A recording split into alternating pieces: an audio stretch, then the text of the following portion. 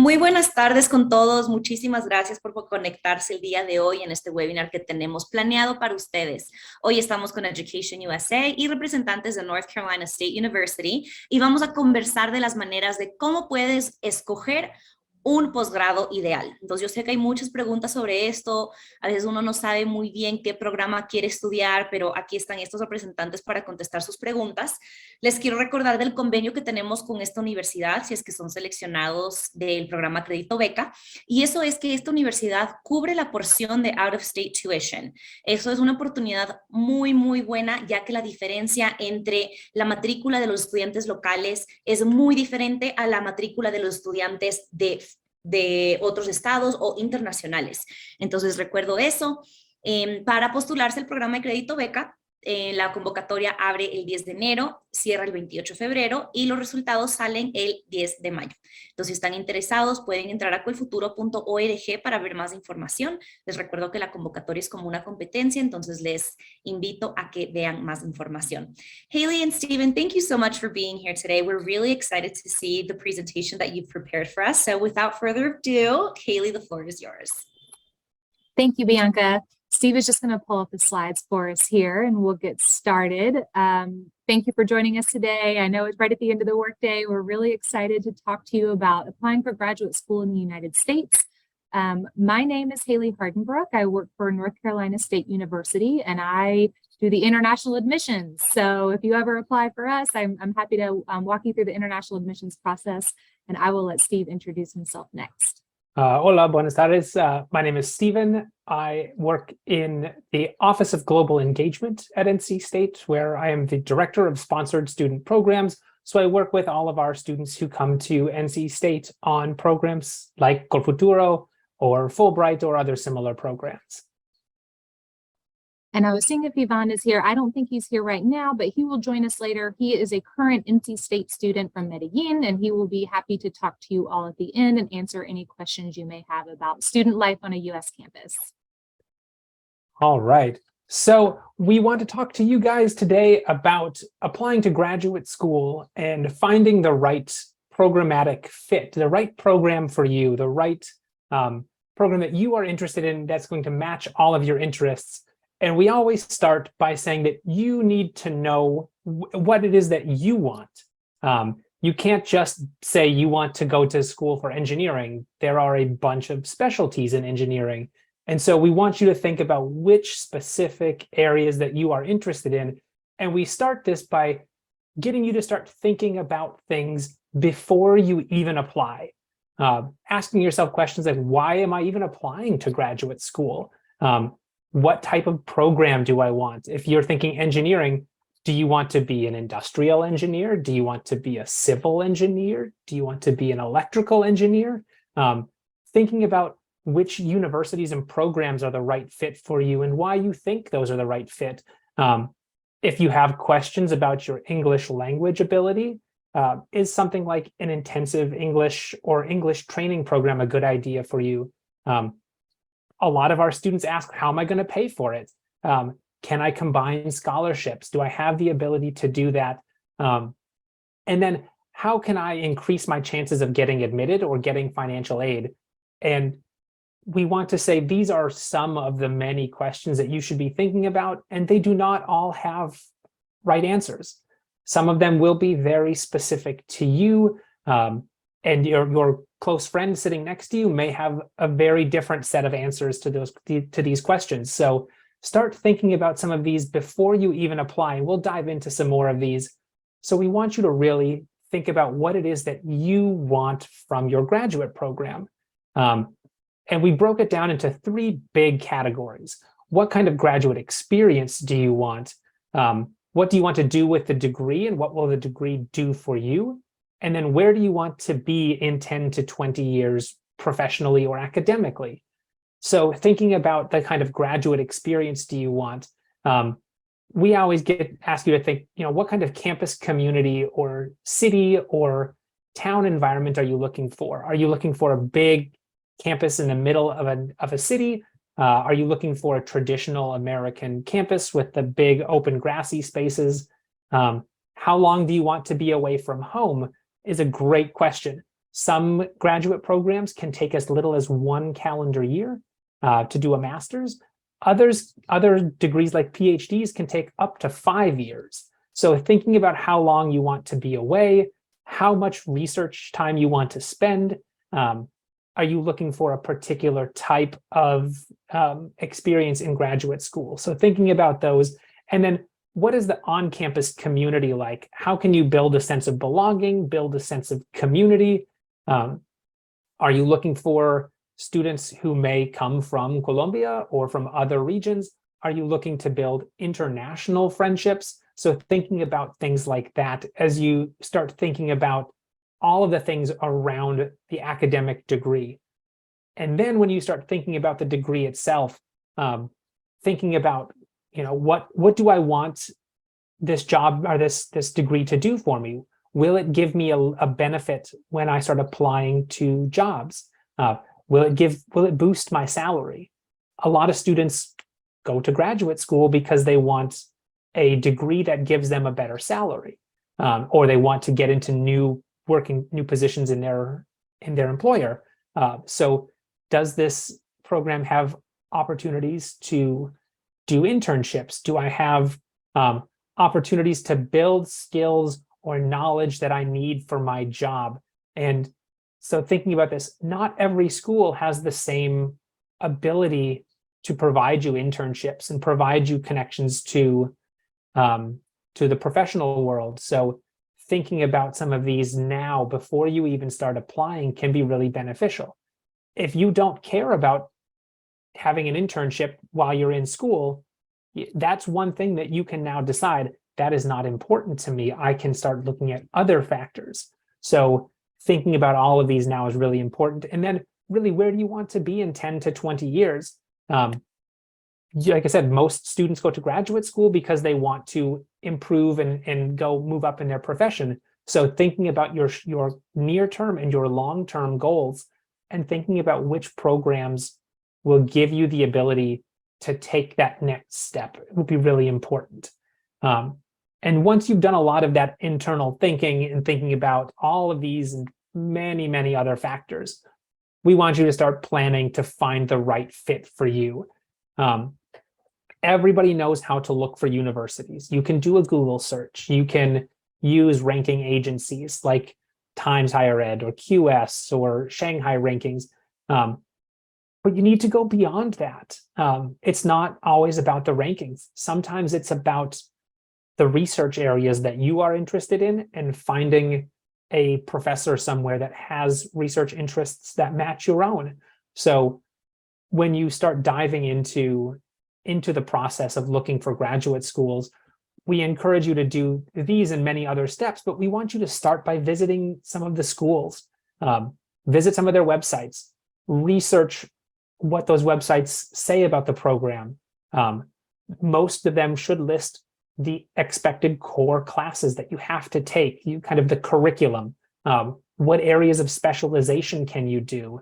If you're doing electrical engineering, can you do something in computer networking or computer engineering or a whole host of other opportunities? So thinking about all of those, thinking about what those are and where that matches with your interests can really help you decide the right schools for you. If you can visit the school, great. It has been really hard during the pandemic to do that. It is also financially not feasible for many. So if you can, go to the school's virtual tour, see what the school has to show. You can do a Google Maps street view of most university campuses. You can actually walk through the campus without physically being on campus, and you can get a sense of how big it is, what it looks like, what's around the campus, what kind of, if you're looking for a good coffee shop near campus, sometimes that's really important for students to have a place that they can just step to when they're off campus. So thinking about things like that, but keeping it tied to the program, really inquire with the faculty, build those connections, research meet with the staff, ask to meet with alums, ask to meet with current students, learn about all of the different research facilities that schools have to offer and that those programs have to offer. If you're a master's student, think about the type of master's program you want to do. A thesis is a research-intensive program where you will produce a piece of new research. A capstone or a project or a portfolio give you the opportunity to kind of talk about all the things that you've learned over the past year to 2 years.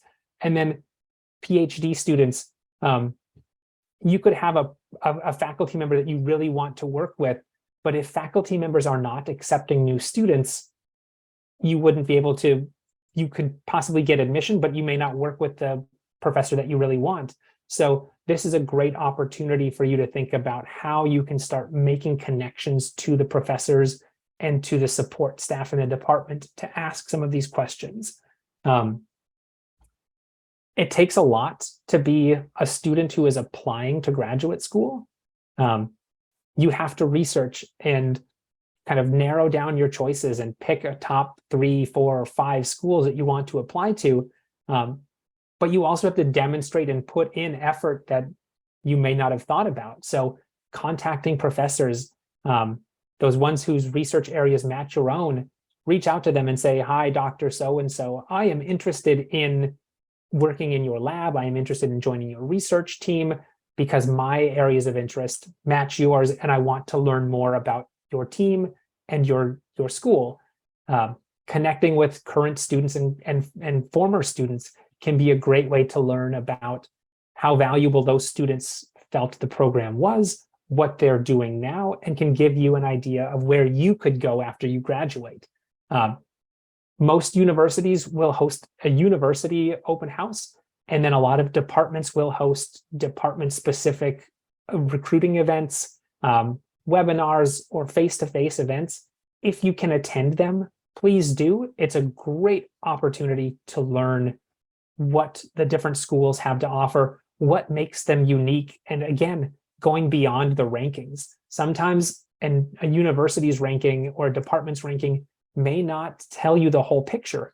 It may only say one piece, but maybe the research that you want to do, the best professor in the world is located at this university, and they could be a great connection for you. So it takes a little bit of effort. You have to put in that effort now, but it will pay off in the end. We always encourage you to be smart about email etiquette. In the US, we always start off formally, and then we will allow ourselves to become very informal very quickly. But always express interest and have a good series of questions that you want to ask. You know, dear professor, I am interested in your program. I would love to learn more about you. I would love to learn more about your research or the department. It can build a positive connection between you and the professor that can pay off when you apply. They say, I know that student, I saw their email, we exchanged messages, I really liked them, they could be a good fit for our department. So thinking about that. And then students who are thinking about asking for application fee waivers, I would say not every school offers them, some don't.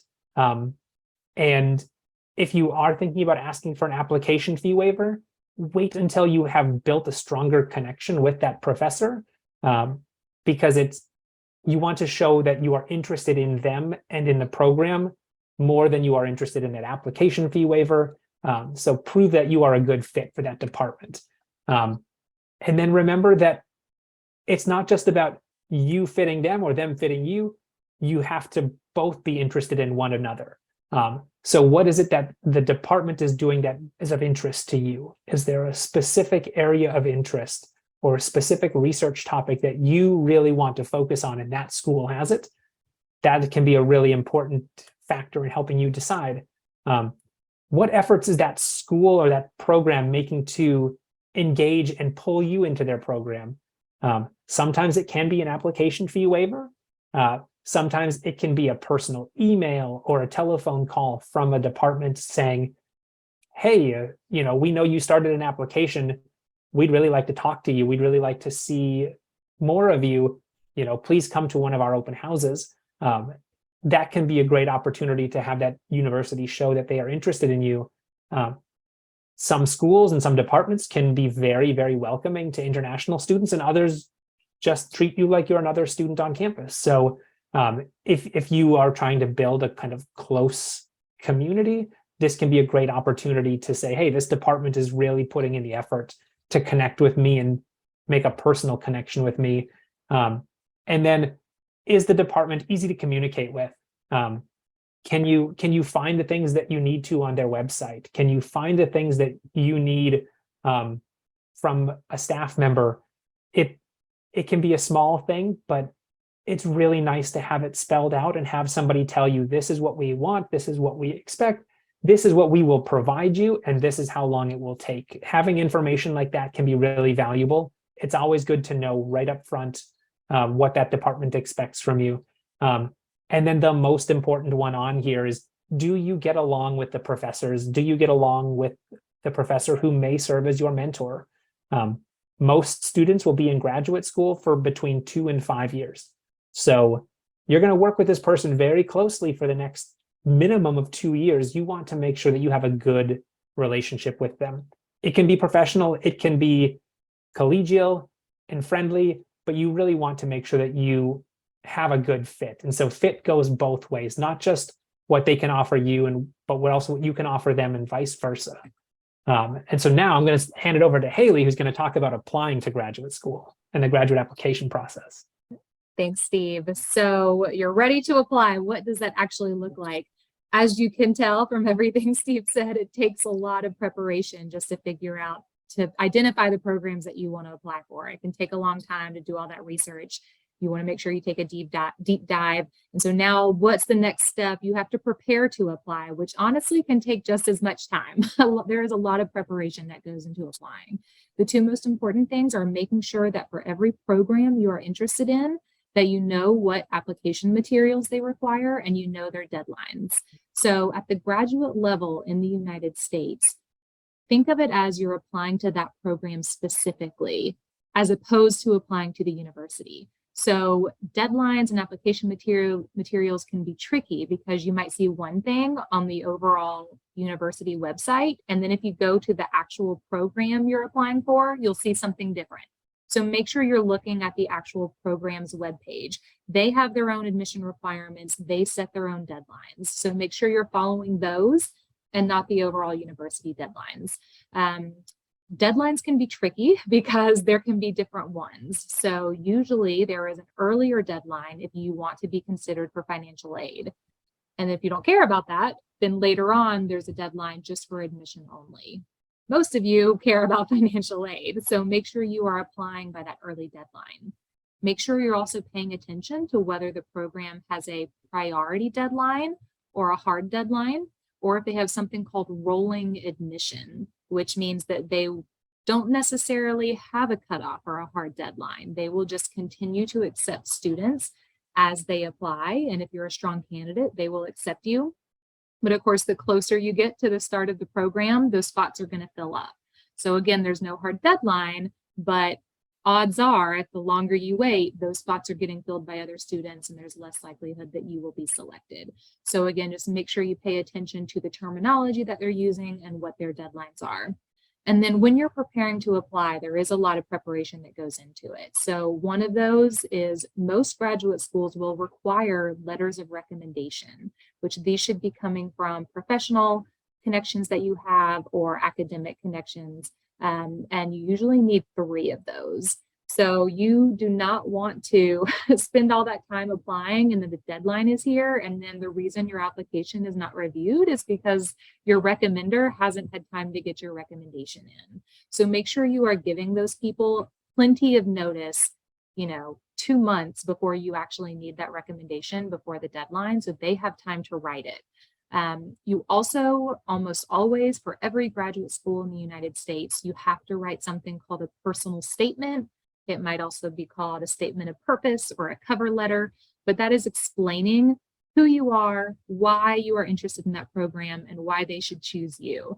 And so it's usually only 1 to 2 pages, but you need to make sure that you are tailoring that personal statement to that program specifically. So it takes time to write those, and you usually have to edit them and reread them.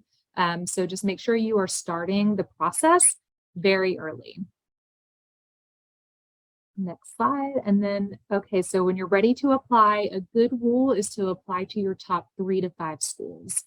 It takes a lot of work to apply and it costs a lot of money to apply because you're usually paying those application fees. So you don't want to apply to more than 5. You should have done all your research that Steve talked about and narrowed down really your top 3 to 5 schools that you really want to go to. As an international applicant, you do usually have an earlier application deadline. And that's just to allow enough time for you to apply for the student visa and get to the US. So make sure you're also paying attention to that. There are some programs, for example, at NC State, where the deadline is 9 months before you actually have to show up for your program. Some students aren't thinking that early about applying. So make sure that you are aware you should be searching at least a year out from when you actually intend to come to the US and start your program so that you don't miss those deadlines. There also are usually additional requirements for international students. The main one is English language proficiency scores. So US immigration does require that you have English language proficiency in order to start a degree program, unless you're going to do an English program first. But otherwise, you have to show that you have the English language ability to be able to be successful in your courses and speak with your professors and classmates. So there are different types of exams that you can take to prove English language proficiency. The most common of those is IELTS and the TOEFL. There's also an exam called Duolingo. So there's probably others that I haven't even heard of. So make sure you are checking with your program to see which tests they accept and know what their score requirements are, because you'll have to make sure that you meet their requirements. And again, normally, if you want funding, which normally comes in the form of a job with the department, sometimes you have to have higher English language proficiency scores than what is required just for admission. So make sure you're asking those questions and know what scores you need on your tests. The other additional application material for international students is proof of funding. So sometimes you don't have to show that up front. Sometimes you can apply without that, and then on the back end, they will ask for funding, but that is a legal requirement if you need to apply for the student visa. And we're going to talk about funding more in just a minute, but we wanted to go ahead and tell you about it so that you were aware if you want to come to the US, proof of funding is something that you have to have. And then when you're applying, keep in mind at the graduate level, again, you're applying for that program specifically, really more so than the university. It's that program who is making the decision. It is the faculty in that program, in that department, who is reviewing your application and deciding whether or not they want to admit you or whether they want to offer you funding, because the funding does usually come from the department. So normally it's just one application, and then they review your application materials, and whoever the strongest applicants are is who they offer the funding to. So make sure you are putting a lot of time and effort into your application materials, because usually there is not a separate application for funding. So don't rush to get your application materials in, and then you didn't do a great job, and now they're not going to consider you for funding. But do always ask, just to be safe, if there's a separate application for any funding. And then funding. So I said we're going to talk about it a little bit more. We get this question all the time, so we wanted to make sure that we address it. Students are always asking, can I get scholarships? How does funding work? So as I mentioned, in the United States, it is a legal requirement to show funding before the university can give you that document called the I-20 that allows you to apply for the student visa. So you have to show that you can pay for one full academic year and all your living expenses and tuition. So the most common sources of funding at the graduate level come from the university, and usually they're in the form of what are called assistantships.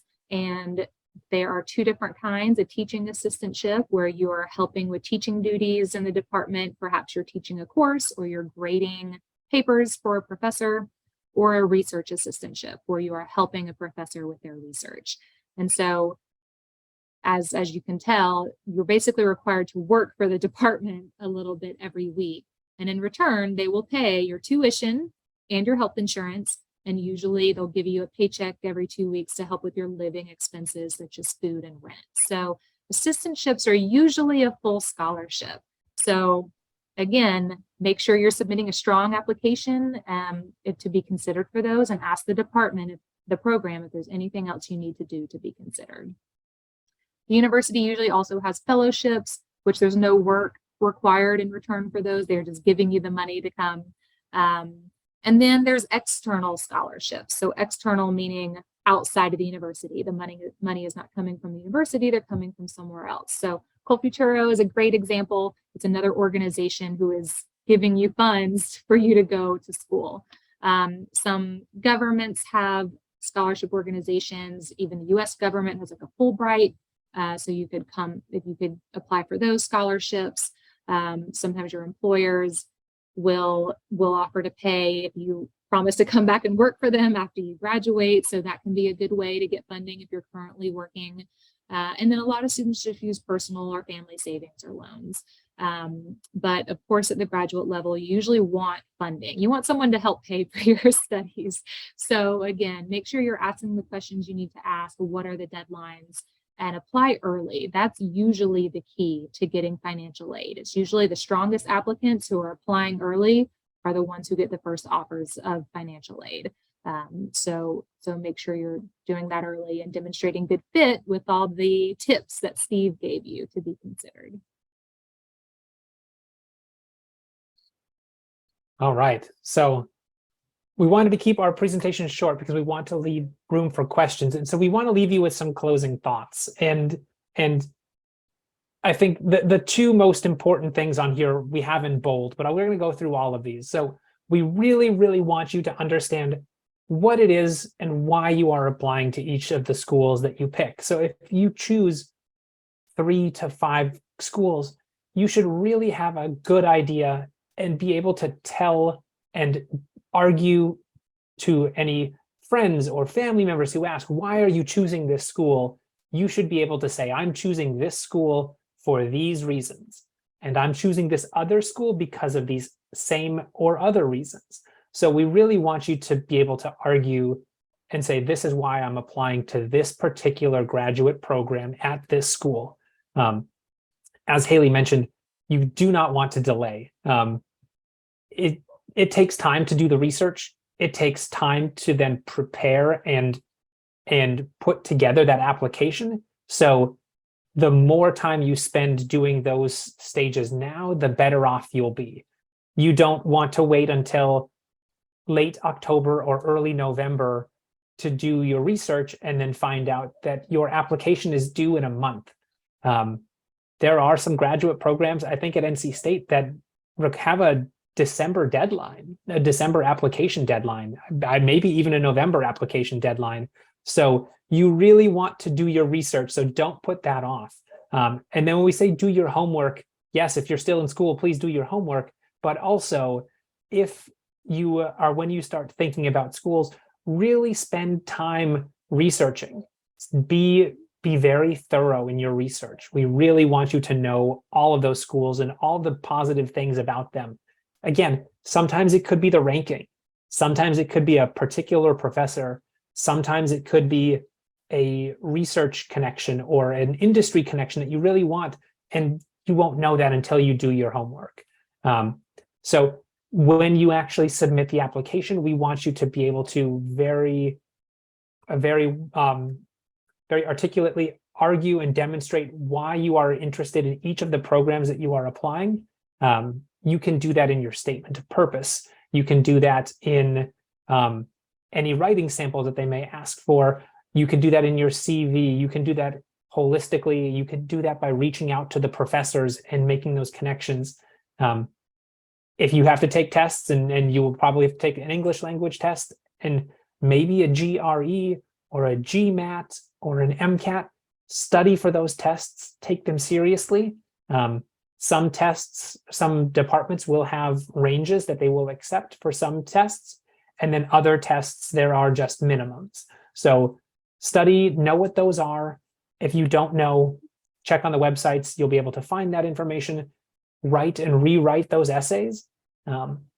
My statement of purpose for graduate school, Haley knows this, I think I went through 4 iterations. I wrote my statement of purpose 4 times and had 4 different people review it before I felt like it was to the level that I was comfortable with. It took me maybe a month just to write the statement of purpose. But it's an important piece of a graduate application. So write it and rewrite it, revise it if you can. We want you to stand out. That's one of the most important things. You can do that in many, many ways. You can talk about successes or failures in academics. You can talk about successes or failures kind of in business or in the working world. You can talk about any research experience that you have. If you've been an author on a publication, if you've been the last author on the publication, it doesn't matter. You are still a published author, and you should make sure that you put that in your resume or your CV. You have multiple ways that you can talk about what makes you special, and what you can contribute to a department. You can contribute many things. You can contribute specific research skills that you already have, or if you've done work in a field that is of interest to one of your professors, you can say, I've done this already, and I would like to continue working on that with you. If you have any shortcomings, if you have a semester where you had really bad grades, don't be afraid to talk about those. It's better that you tell a school why you have bad grades than to have your professors guess. Sometimes it's just easier to tackle that head on and just look at it straight and say, this was my shortcoming. This is how I've changed it and how I've become better because of that. Understand the cost, understand financial aid and the financial aid options available to you. And last but not least, you are the only person, you are the only you out there. So be authentic, be who you are, and let your personality and interests shine through in your application. And so I'm going to turn back over to Haley and let Haley start with a little introduction about NC State. Yeah, so we want to give you guys a chance to learn a little bit about NC State because we hope that you will consider applying for us. And then we'll get to our questions and answer shortly. So let's see, next slide. Here are just a few of our rankings. As you can see, we're very highly, we're one of the top 1% of global universities, so in the entire world, and we are located in Raleigh, North Carolina, which is the capital of the state of North Carolina. And Raleigh keeps being named on these best lists in the country for the best places to live, the best places to get a job, the best place for young professionals. So it's a really exciting place to be right now. And a lot of people are moving here. There's a lot of industry in the area. We are close to something called Research Triangle Park, which is the largest research park in the whole of the United States. So there are a ton of employers here in the area. We've listed some that come to campus and hire our students. And as Steve mentioned earlier, we have a co-op office where we help our students get internships because we want you to have that practical experience. We want you to get those internships. That's something that NC State feels very strongly about. And on the right side here, you can just see a map of where we're located in case you have no idea where North Carolina is, which is totally okay. We are on the East Coast, about halfway up. So we get really great weather. We're sort of right in the middle. Just maybe 2 or 3 snowy days a year, but very mild winters. We do have all 4 seasons. So we have fall and winter and spring and summer. It's really a great place to live. And then if you want, I can step in if you want, Haley. Sure. So NC State is the largest university in the state of North Carolina. We have more than 35,000 students. More than 5,000 of those are international students, which is the largest international student population in the state. We offer more than 100 master's degree programs and more than 60 PhD programs. And that covers a whole range of fields that includes veterinary medicine. It includes biological sciences. It includes chemical sciences, art and design, almost any engineering field and specialty that you can imagine, from agricultural engineering all the way to nuclear engineering and everything in between. I think one of the cool things, NC State's motto is think and do, and we really embrace that. And that is what Haley was talking about with those co-ops. We really want our students to apply that knowledge in the field. We want you to test what you've learned in the classroom and see how it works in real life. And so we have student organizations and offices dedicated to supporting that. So Our career development center is outstanding. We have a bunch of partnerships to institutions and corporate offices right on campus, and then right in that Research Triangle Park, or as we call it, RTP. And then we have a very, very large kind of collection of student groups and student organizations dedicated to students from Central and South America. So Mi Familia is one of them, the Latin American Student Association being another. I think one of the cool things is NC State has 700 organizations. You can find a club for just about anything. You can find a ski club, you can find a chess club, you can find anything in between. It's a really, being a big campus, you have those opportunities and those abilities to find other people like you and who have similar interests to you. Haley, do you want to? Sure. Well, I was also just going to say, Ivan just joined us, who is a current NC State student, and he is actually on the board of the Latin American Student Association. So he can tell you all about it. Yeah, Ivan, if you want to unmute yourself and just introduce yourself real quick, and then I think we have one more slide about NC State, but then we'll jump right into the question. Okay, I got it. Sorry, I just got I was in class, so I'm basically skipping class. So I'm Ivan Garcia. I'm actually from Medellin. I'm working on my PhD program in forestry here at North Carolina State. This is my first year. Yeah, I mean, as Haley said, I'm the social chair for the Latin American State Association as well. And I'm another couple of associations trying to make life easier while we go through the PhD program, which is not always as easy as someone can imagine. Yeah, it's a lot of work. Well, so super involved. That's great. Yeah. And maybe some students will have questions about the Latin American Student Association, but seeing if a university you're interested in has that kind of student group is important. It goes back to what Steve was saying about finding an on-campus community and a sense of belonging. Asking if a school has that type of thing is a big deal. So this is just a list of some of the programs that we have at NC State. We do have many others. There's a full list here on our graduate catalog. We also have an intensive English pathway. So if you want to brush up on your English maybe a little bit before you start your degree program, you can do that. You can take only English courses for a semester or a summer before you start your program at NC State. We have that option. And then let's see, did we have another slide? Yes. We're going to be in Colombia this week, actually. So if you want to learn more, Steve and I will be there in person. So come visit us. All you have to do is sign up and you can come speak to us in person, or we will also provide you our contact information if you want to reach out and have any questions. But we welcome the opportunity to talk to you in person. It's the first time we've gone anywhere since the pandemic, so we're very excited to see students again in person. Yeah, absolutely. And then we just want to share our contact information. We would love for you guys to ask any questions that you may have now. If you're uncertain or you don't think of your question now, but you think of something later, please copy down our contact information. We would love to hear from you. Love to try to answer questions, or if you have professors in mind that you want to be connected with. I've done that for other students as well, and they reach out to me and say, I want to meet this person. Can you please send an introduction? I've done that in the past, but we'd love to hear from you guys now. We'd love to hear what kind of questions you have about NC State or about applying to graduate school, or all of the kind of thoughts that go into the application process. So we appreciate you guys listening and hearing the information that we have to share. Now we'd love to answer any questions that you may have. Thank you so much, Stephen and Haley and Ivan. Thank you for joining us. We do have a couple of questions that came in through social media, and one of them is actually related to what you just mentioned, Stephen. What is the appropriate way to reach out to admissions officers or to professors that are in the area of study that students are interested in? I know some students feel nervous, they don't know how to word it. So if you can touch base a little bit on that, that would be great. Sure.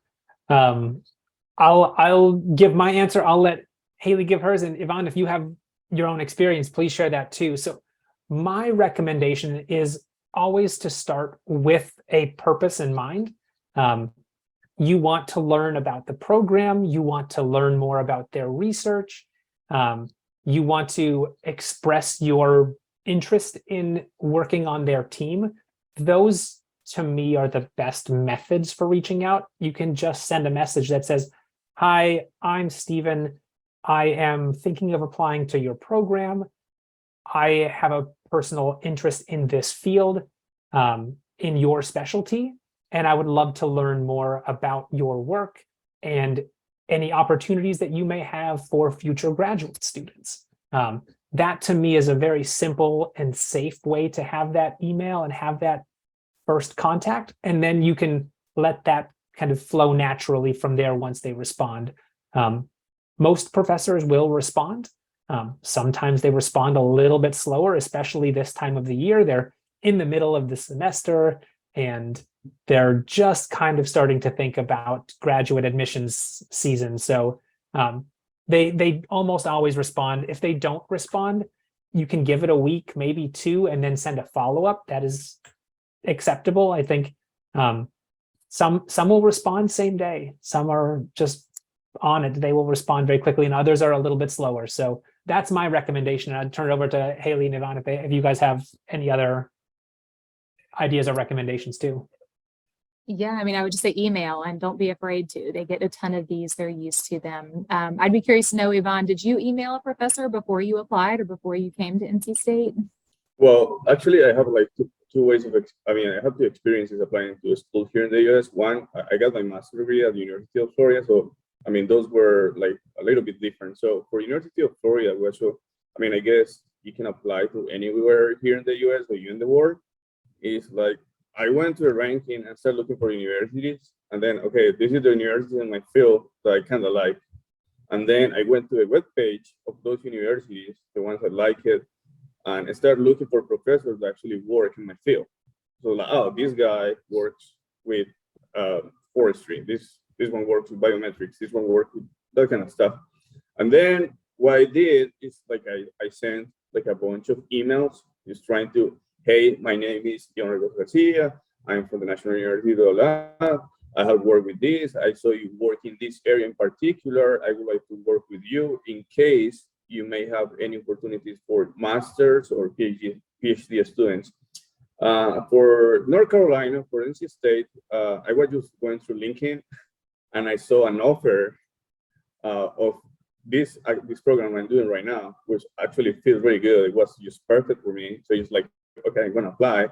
I send the email with my CV, with my recommendation letter, with my presentation, and then maybe a couple weeks after that, it's like, no, you're the guy we want. So I think it's fairly easy to apply and look for resources. There is something I've seen like many positions in the job boards of the different schools. So I know forestry has a job board, and they always publish like someone is looking for a PhD student or is offering like a master position. And not only here in North Carolina State University. You can find that in many other universities, and even the North Carolina State referring to other programs across the country. That's a good point about LinkedIn. A lot of schools will use that. LinkedIn and other forms of social media, that is a really good point that we did not talk about. So thank you for bringing that up. It's a good way to get information about a school. Speaking on LinkedIn, I think it's also a really good tool to find alumni and even current students. Maybe some, we find that sometimes students are a little bit shy to reach out to a professor directly. If that's your case, reach out to alumni. I can't think of any, former student from any university that wouldn't want to help someone that's considering applying to their alma mater. So definitely try that as well. And then we had another question come in through social media about the ideal applicant. I know it's kind of tricky, is there really an ideal applicant, but what kind of approach does NC State have for admissions? And what is it that they're looking for at a graduate level? That's a really good question. And I'd say there's not one right answer to that, and NC State especially values diversity. So we don't want just one type of student who has one type of experience. We welcome anyone to apply. You can come straight from your undergraduate studies. You can have worked for 20 years, and then that's okay.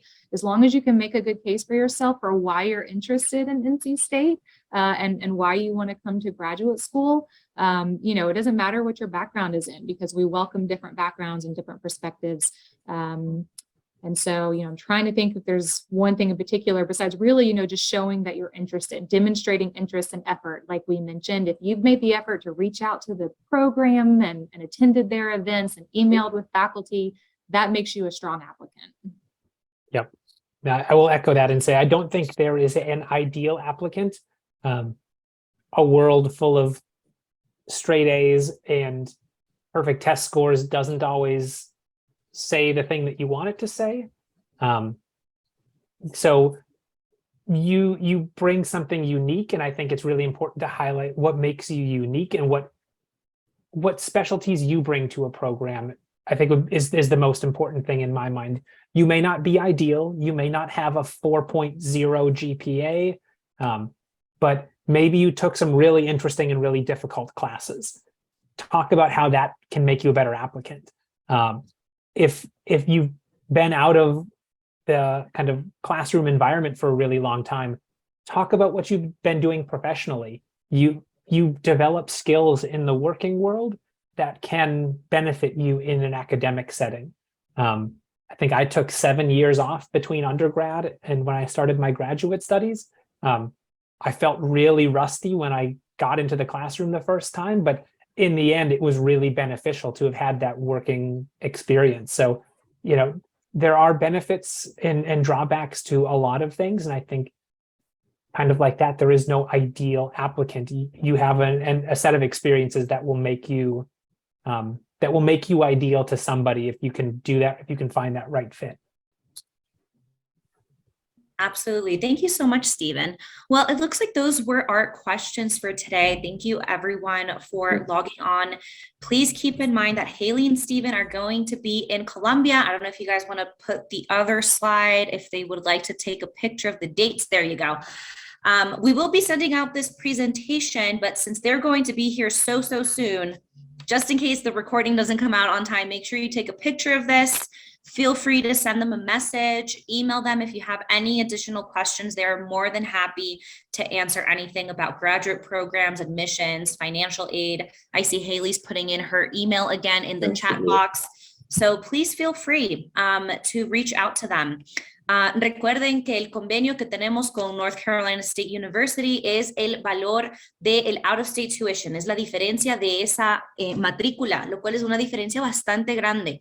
Entonces, en verdad es un convenio muy provechoso para aplicar el programa Crédito Beca. La convocatoria abre el 10 de enero, cierra el 28 de febrero, resultados salen el 11 de mayo. Entonces, tienen tiempito para investigar un poquito más de ello. Es una financiación de hasta $50,000 para programas de maestría en el exterior. Si quieren más información sobre el programa Crédito Beca, pueden entrar a colfuturo.org, hacer clic en programas, programa Crédito Beca, y ahí estará la información. Y si quieren leer sobre el convenio que tenemos con NC State, también lo pueden hacer en la sección de becas en nuestro website.